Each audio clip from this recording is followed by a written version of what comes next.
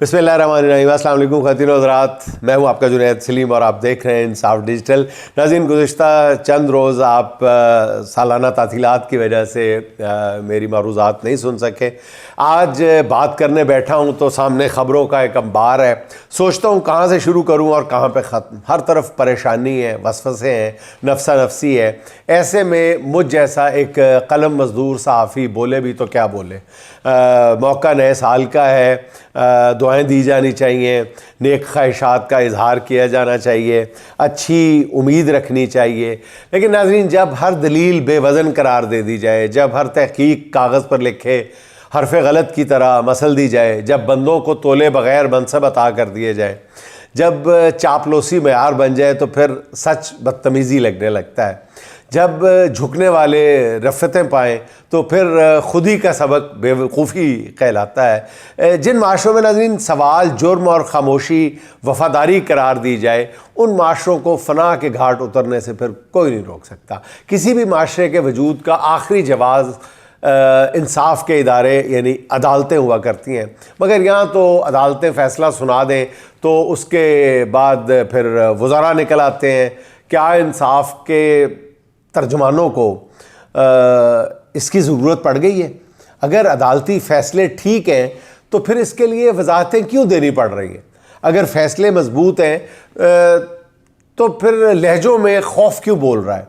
वही पुराने घिसे पिटे किरदार, वही सतही किस्म के मुकालमे, बदला कुछ भी नहीं। सियासत के स्टेज पर सिर्फ चापलूसी की तालियों का शोर है, क्योंकि सच तो गलों में घोंट दिया गया है। मगर कब तक? कभी तो यौमे हिसाब होगा। नाज़रीन, इन हालात में एक जो ठंडी हवा का झोंका कहना चाहिए वो ये है कि तरफ़ैन की तरफ से इस बात का इदराक किया गया है कि मुज़ाकरात किसी न किसी शक्ल में होने चाहिए। ये जो रुकी हुई गाड़ी है इसको धीमे अंदाज में से, धीमी रफ्तार से ही सही, लेकिन इसको आगे बढ़ना चाहिए, बंद गली से निकलना चाहिए। और मेरा ख्याल है कि ये एक अच्छी पेशरफ्त है जो अभी सुस्त रवि से जारी है। लेकिन नाज़रीन, मैं आपको बताता चलूँ कि इस पर काम हो रहा है और गुमान ये ज़ाहिर किया जा रहा है कि इस बार इसके शायद अच्छे नताइज बरामद होंगे। और ये भी कहा जा रहा है कि इस दफ़ा शायद तरफ़ैन की तरफ से इसको अना और इज़्ज़त का मसला नहीं बनाया जाएगा और मामलात को आगे बढ़ाने की कोई सबील निकाली जाएगी। इस हवाले से आने वाले दिनों में आपकी खिदमत में कुछ ना कुछ अर्ज़ करता रहूँगा, ताज़ा तरीन ख़बरों की शक्ल में, और जो भी इस हवाले से डेवलपमेंट्स होंगी। नाज़रीन, ताज़ा ख़बरों की तरफ आते हैं, बात शुरू करते हैं मुल्की हालात से। इतनी नाज़रीन बदहाली पहले कभी नहीं देखी जो शरीफ ख़ानदान की हुकूमत के इन 3 सालों में देख ली है। शरह नमू 1.7 है, जो पाकिस्तान की तारीख का कम तरीन फिगर है, कम तरीन शरह नमू। मुल्क में सरमायाकारी 51 साल की कम तरीन सतह पर नीचे गिर चुकी है। वज़ीर आज़म शहबाज शरीफ साहब ने कोई 150 के करीब, जी नाजरीन, 150 के करीब गैर मुल्की दौरे किए हैं, जिनमें 35 अरब डॉलर्स के MOU साइन किए हैं। लेकिन अब तक आए कितने? ज़ीरो। मुल्क में गुर्बत की शरह 45% हो चुकी है। 30 साल में कहा जा रहा है कि ये बुलंद तरीन सतह है। बेरोज़गारी 22% तक जा पहुंची है। साल 2024-25 में 18 ट्रिलियन रुपए टैक्स इकट्ठा हुआ, जिसमें से 9 ट्रिलियन सूद की मद में चला गया। बाकी 9 ट्रिलियन जो तकरीबन 36 अरब डॉलर बनते हैं, हुक्मरान तबके ने अपनी मराहत पर खर्च कर लिया। शहबाज हुकूमत की इस शानदार कारकर्दगी पर और क्या तबसरा किया जाए। हुक्मरान अशराफिया के मफादात का तहफ़्फ़ुज़ करने पे हम उन्हें मुबारकबाद ही पेश कर सकते हैं। अभी गुज़िश्ता रोज़ वज़ीर मुमलिकत अकील मलिक सीना चौड़ा करके फरमा रहे थे कि मुल्क के ज़र मुबादला के ज़खायर 21 अरब डॉलर तक पहुँच गए, जिस पर उन्हें बताना पड़ा कि 21 अरब डॉलर्स में से 6 अरब डॉलर तो कमर्शियल बैंकों के हैं। पीछे रह गए 15 अरब डॉलर, इनमें से 12.5 अरब डॉलर दोस्त मुल्कों ने, सऊदी अरब, चीन और मुत्तहदा अरब अमारात ने उनके हैं और उन्होंने पाक किए हुए रखे हुए हैं। जिमें गड्डी नहीं कहे तो बुआ खड़ी करी थी कि यार ध्यान रखना, इसी तरह उन्होंने पाक किया। पीछे रह गए 2.5 अरब डॉलर, इनमें से 1.5 अरब डॉलर इसी माह IMF से मिलने वाली किस्त है।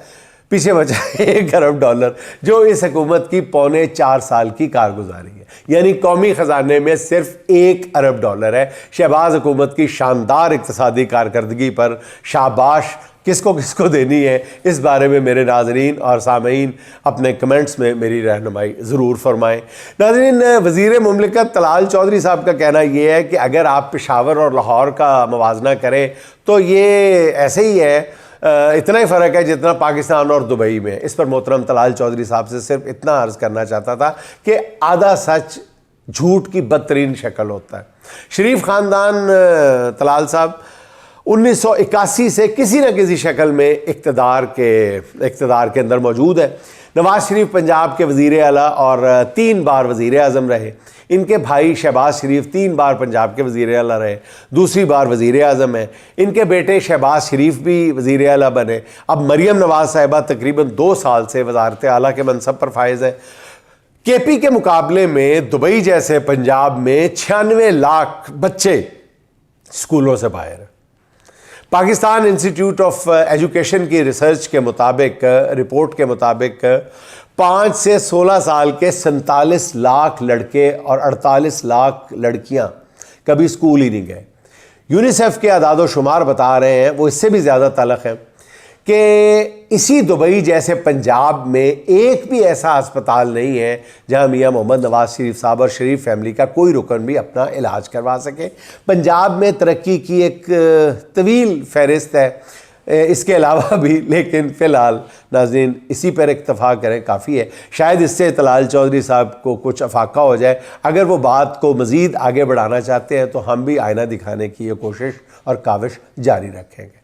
पंजाब के दुबई लाहौर की तरक्की की बातें तो बहुत हो रही हैं नाज़रीन, मगर लाहौर से निकलते ही पंजाब की तरक्की का दम भी निकल जाता है। GT रोड पर वाक़ लाहौर के सबसे बड़े शहर 55 लाख आबादी वाला गुजरांवाला, ये वो शहर है नाज़रीन जिसे नून लीग का किला भी कहा जाता रहा है।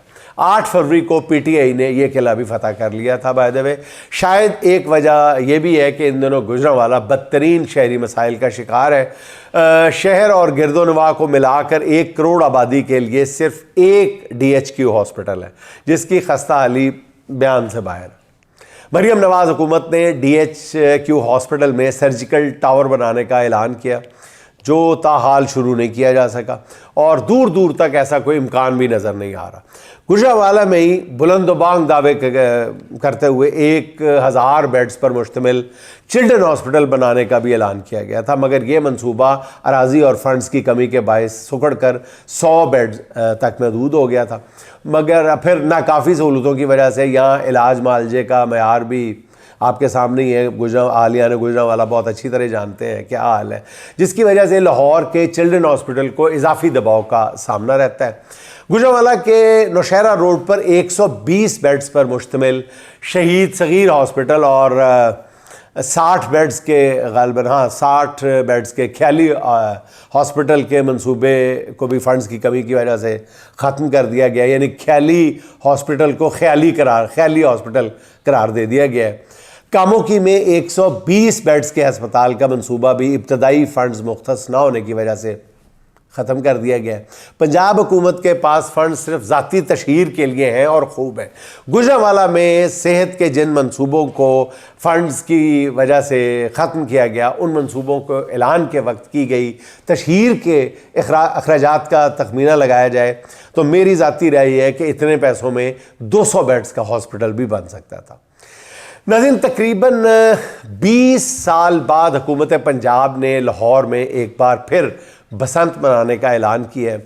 कुछ हल्के इस फैसले को गलत इक़दाम करार दे रहे हैं और उनका कहना यह है कि बसंत एक खूनी त्यौहार है जिसमें बेगुनाह अफराद के गले कटते हैं, और यही नहीं, इस पूरे अमल को फजूल खर्ची करार दिया जाता है। उलमा का ख्याल है कि बसंत पर बेहयाई भी पूरे अरूज पर होती है, इसलिए बसंत पर पाबंदी बरकरार रखी जाए। मगर पंजाब हुकूमत के शायद दिमागों का ख्याल है कि बसंत एक समाजी त्यौहार की हैसियत इख्तियार कर चुका है और साथ ही इसके बहुत सारे इक़्तिसादी फ़वाइद भी गिनवाए जाते हैं।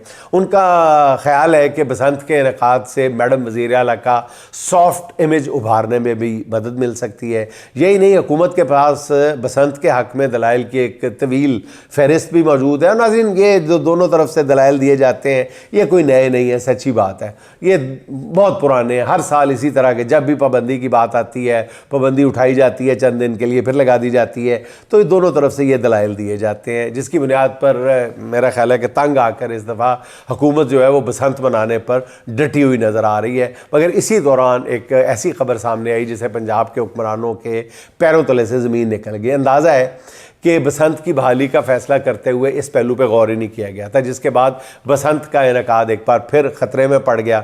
बज़ाहिर तो ये बात शुरू में वीलॉग्स में की गई थी, लेकिन इसके बाद रिपोर्ट्स ये हैं कि बाकायदा तौर पे ऐसी पतंगें जो हैं उनकी तैयारी का काम शुरू हो गया है।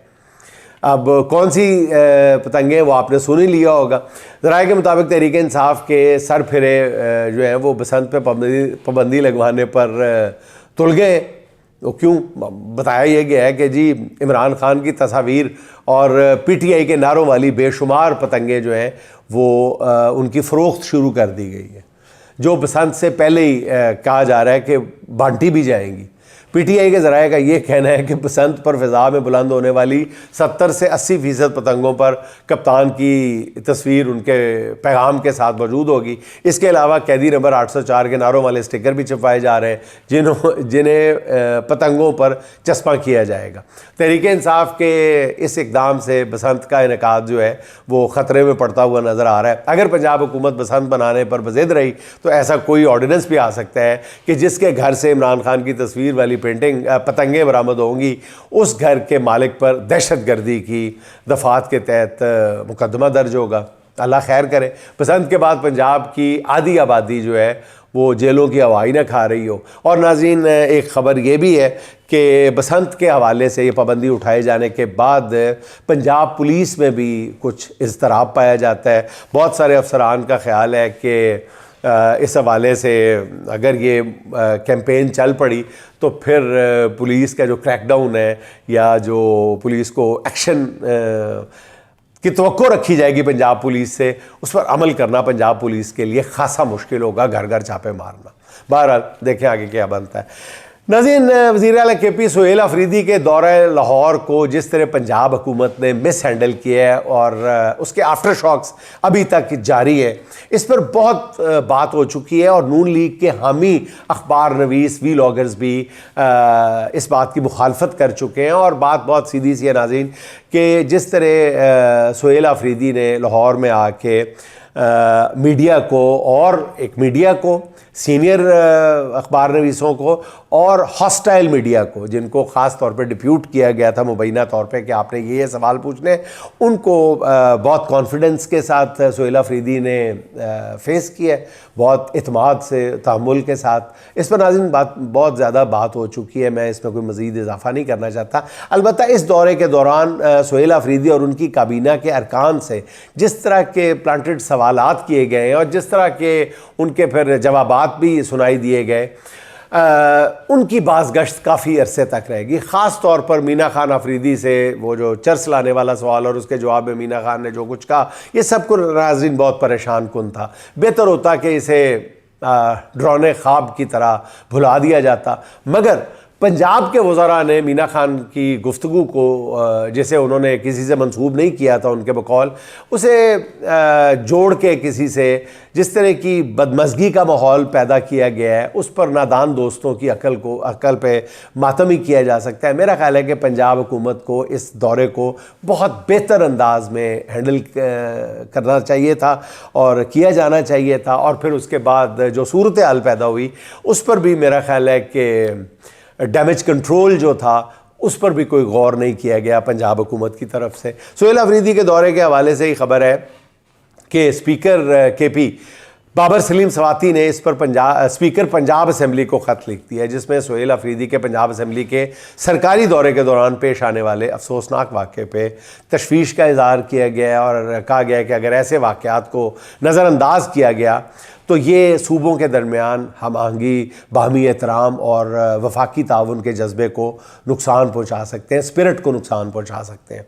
बाबर सलीम सवाती से ही जुड़ी एक और ख़बर भी है, जिन्होंने सिक्योरिटी एक्ट के ख़िलाफ़ बयान देने पर IGP जुल्फ़िकार हमीद को असम्बली की सिक्योरिटी कमेटी में तलब कर लिया और IG जुल्फ़िकार हमीद की सरजनश करते हुए आप खैबर पख्तूनख्वा पुलिस के सरबराह हैं, आप कहा गया उनसे कि आप कैसे हुकूमत के एक्ट के ख़िलाफ़ बयान दे सकते हैं। ऐसी जुर्रत बाबर सलीम सवाती दिखा सकते हैं। जिस बेहतरीन अंदाज में वो KP असम्बली को चला रहे हैं, ये मेरा ख़्याल है कि बाकी तमाम स्पीकर्स के लिए भी एक सबक है। नाज़रीन, नून लीग और शरीफ ख़ानदान की खुशियों को एक बड़ा धचका भी लगा। साबिक DG ISI फैज़ हमीद के वकील मियाँ अली इशफाक ने दावा किया है कि उनके मौक्कल इमरान खान के ख़िलाफ़ किसी भी मुकदमे में सरकारी गवाह नहीं बन रहे। मारूफ सहाफ़ी अंसार अब्बासी ने बताया है कि मियाँ अली इशफाक का कहना यह है कि मीडिया और सियासी हलकों में गर्दिश करने वाली इन इत्तलात में कोई सदाकत नहीं है, जिनमें कहा जा रहा है कि फैज़ हमीद इमरान खान के ख़िलाफ़ मुकदमात में सरकारी गवाह बनने पर गौर कर रहे हैं। उनका कहना यह है कि ये तमाम ख़बरें मुकम्मल तौर पर बेबुनियाद और महज क़यास आराई हैं। मियाँ अली इशफाक के मौक़िफ़ से नाज़रीन वाज़ेह हुआ है कि जनरल फैज़ के इमरान खान के ख़िलाफ़ वादा माफ़ गवाह बनने का कोई इम्कान नहीं है। वज़ीर दिफ़ा ख्वाजा आसिफ, वज़ीर इत्तलात अताउल्लाह तारड़ समेत कई वफाकी वज़रा मुतअद्दिद बार ये दावा कर चुके हैं कि जी 9 मई के वाक़यात इमरान खान और साबिक DG ISI के दरमियान एक मुनज़्ज़म मंसूबे का नतीजा थे। ताहम इन दावों के बावजूद ISPR ने ताहाल अपनी किसी ब्रीफिंग में ये नहीं कहा कि इमरान खान और फैज़ हमीद के दरमियान ऐसा कोई गठजोड़ मौजूद था। इस खबर को नाज़रीन रोज़नामा जंग ने बहुत एहतमाम के साथ सुपर लीड के तौर पर शाया किया है, अखबार में जो सबसे ऊपर खबर होती है, जिससे ये बहरहाल अंदाज़ा भी होता है कि इस ख़बर को कई लोगों की, ताकतवर लोगों की तायीद भी हासिल है। ये ख़बर नून लीग और शरीफ ख़ानदान के लिए बहरहाल अच्छी नहीं है, क्योंकि उन्हें सिर्फ यही सूट करता है कि तहरीक इंसाफ और इदारों के दरमियान ठनी रहे। इसीलिए वो ये जो मुज़ाकरात की बात अभी शुरू हुई है, अभी शुरू भी नहीं हुई ठीक तरह से कि नून लीग के वज़रा और पीपल्स पार्टी के वज़रा भी गला फाड़ फाड़ के ऐसी किसी मफाहमत के, ऐसी किसी पेशरफ्त के ख़िलाफ़ बयान दागते जा रहे हैं, गोलाबारी शुरू कर दी है। और वही टिपिकल बयानात हैं जो सुन सुन के कान पक गए इन दोनों जमातों की तरफ से जो एतराज़ आ रहे हैं। वो जब भी एतराज़ आए, जब भी ये मुज़ाकरात का या मफाहमत का या किसी भी तरह की बातचीत का आगाज़ किया जाए, ये दोनों जमातें अगर पूरी शिद्दत के साथ बोलना शुरू कर दें, चीखना चिल्लाना शुरू कर दें, तो फिर समझ लें कि उन ख़बरों में जो मफाहमत वाली ख़बर है उनमें कोई ना कोई सदाकत तो ज़रूर मौजूद होती है।